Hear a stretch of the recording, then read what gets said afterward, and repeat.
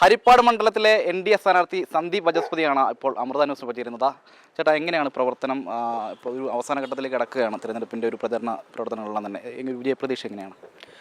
വലിയ ശുഭപ്രതീക്ഷയിലാണ് മുഴുവൻ ജനങ്ങളും സ്ഥാനാർത്ഥിയും പ്രവർത്തകരും എല്ലാവരും. കാരണം ഹരിപ്പാടിനെ സംബന്ധിച്ചിടത്തോളം വലിയൊരു അട്ടിമറിയാണ് ഇത്തവണ സാക്ഷ്യം വഹിക്കാൻ പോകുന്നത്.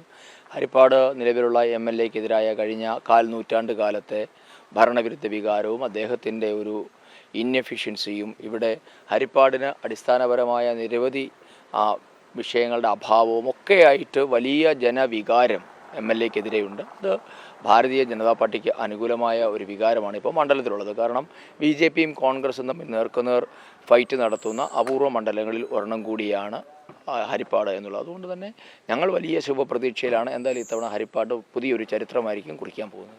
ഈ തദ്ദേശ സ്വയംഭരണ തെരഞ്ഞെടുപ്പിൽ വലിയ മുന്നേറ്റം BJPക്ക് ഉണ്ടാക്കാൻ വേണ്ടി കഴിഞ്ഞിട്ടുണ്ട്, ജില്ലയിൽ ഉൾപ്പെടെ, ആലപ്പുഴ ജില്ലയിൽ ഉൾപ്പെടെ.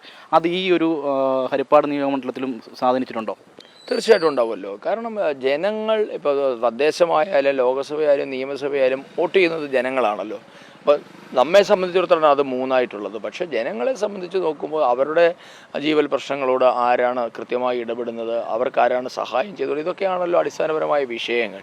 ഇവിടെ കഴിഞ്ഞ ലോക്സഭാ തെരഞ്ഞെടുപ്പിൽ നോക്കൂ, ഒരു വർഷമല്ലേ ആയിട്ടുള്ളൂ, 1.5 വർഷമായിട്ടുള്ളൂ ലോക്സഭാ തെരഞ്ഞെടുപ്പിൽ ഞങ്ങൾക്ക് ഇവിടെ 48,000 അടുത്ത് വോട്ടുള്ള ഒരു മണ്ഡലമാണ്. അപ്പോൾ എല്ലാ രീതിയിലും ഇവിടെ കോൺഗ്രസിനെതിരെ വലിയൊരു ഭരണവിരുദ്ധ വികാരം നിലനിൽപ്പുണ്ട്.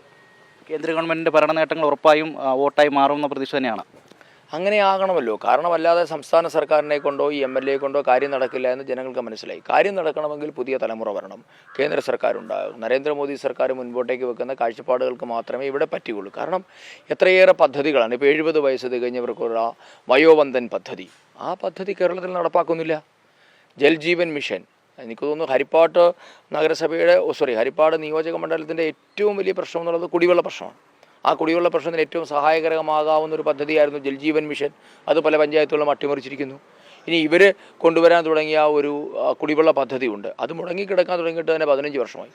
അപ്പോൾ ഇങ്ങനെ തീരദേശത്തിൻ്റെ പ്രശ്നങ്ങൾ വേറെ, ഇങ്ങനെ നിരവധി അടിസ്ഥാന വിഷയങ്ങൾ ഈ മണ്ഡലത്തിലുണ്ട്.